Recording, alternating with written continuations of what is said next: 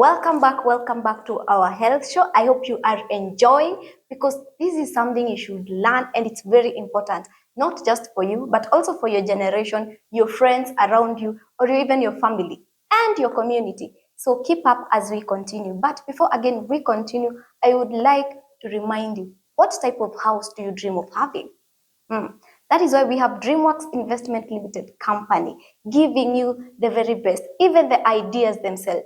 All you need is to give them a call and they will deliver. The contact is below, so just reach out. Now, back to the session. We've talked about the addiction itself. And I have discovered, hey, I can't stop using this. Hey, I can't stop taking alcohol. I can't stop. I was doing it maybe for fun or to reduce the stress that I had. But now I can't stop. What step should I take next?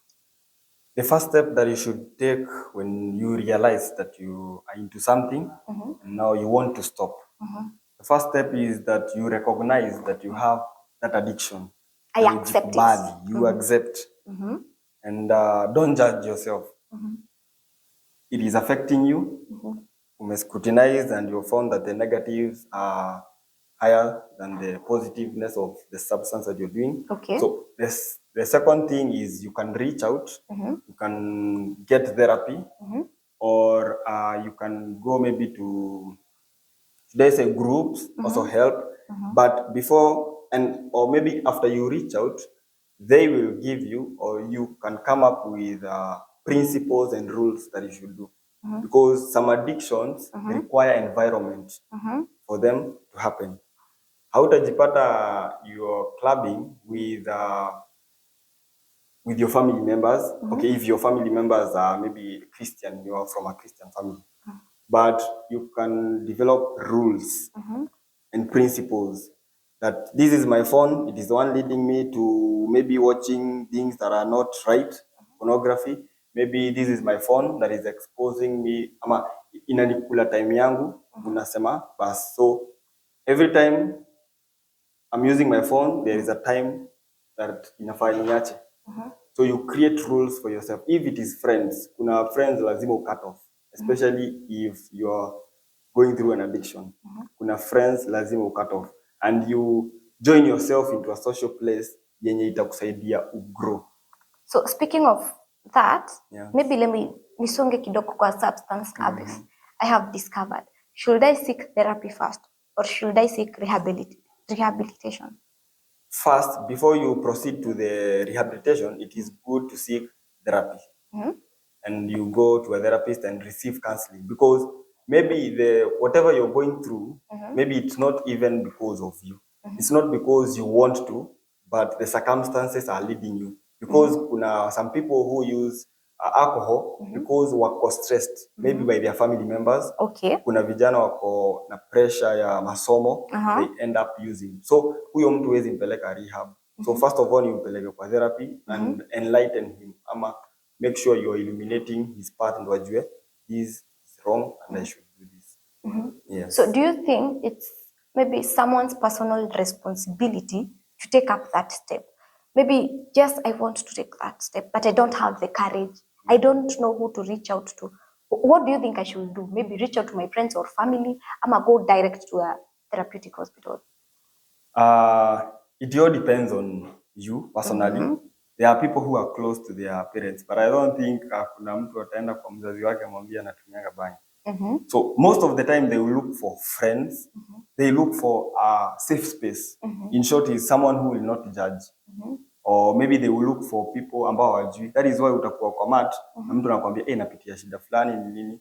Ni kwa sababu anajua haumjui ama hata kujudge, na hapo mtaachana. Mtaachana, mtapatana tena. Juu ukienda kwa beshte, maybe kuna yule beshte ambaye hajui umekuwa ukisuffer with something, na umeenda umemwambia na mnaishingi naye chacha, na bro umekuwa ukisuffer from this. So most of them wanajiekeanga vitu to avoid judgment na wanaona haita solve. So it is good maybe to go to a therapist because you don't have any relation. And the goal of a therapist is to help you come out of that pit that you are in. Okay. So how important is maybe the family support during recovery? Should I let them know I'm undergoing this? Should I let them know nimeanza therapy sessions? Because lately the universities, the colleges, and schools may come up with therapy sessions, therapeutic advices, and all. Should I let my family know? Should I let some of my family members understand what I'm going through? So when we talk about the family members and letting them know, it is also the role of the family members to know and have empathy. Empathy ni kufeel mtu and avoid being judgmental.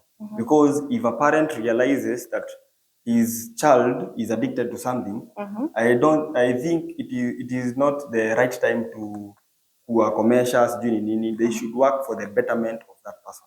So my call to the parents is that anytime a child comes to you with an addiction, make sure that you are empathetic and you avoid being judgmental. Because the more you become judgmental, atakuwa make a block. That even if I go through anything, even if I have suicidal ideation, sit approach my mom. Because there are people who are very close to their parents and they can kumwambia anything. Like mimi nasikia masomo imenifinya down and nasikia siwezi endelea.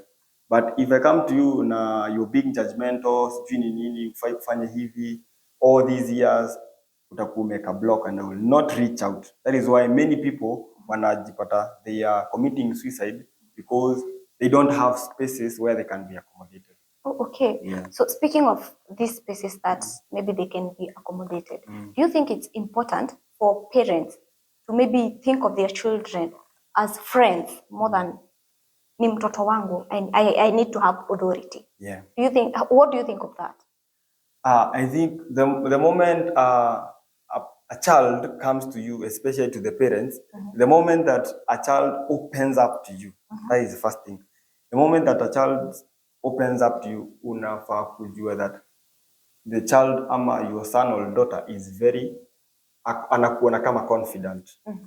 And also calling for parent-children relationship. It is very necessary. I had this conversation with I will say my mom, and I told her that in a fact that as a parent you should be friends with the child. Okay. If they are going through something, before they go out, they will come to you. Because eventually, after this addiction leads you to the depression, ama lead to suicide, utarudisha wapi? Kwa mzazi. Utarudisha nyumbani. Kwa mzazi. So mzazi kama anakukomesha anafaa jue if anything goes wrong, bado you're still your child. And there are people that you never choose in your lifetime. Your parents and your siblings. Speaking of that, we have generations. Do you think the way parents are handling the current generation and the previous generation, like wana handle watoto wao kama venye wao walihandliwa na the previous generation? Do you think it's maybe healthy? Ama they should learn them, understand them? Okay. Generations are evolving. And the way our parents were handling us, ama the way they were treating us when we do anything wrong, ama any approach they take towards us, wanafaa wajue generations are evolving. Kama sasa tumeona Gen Z, how they are behaving.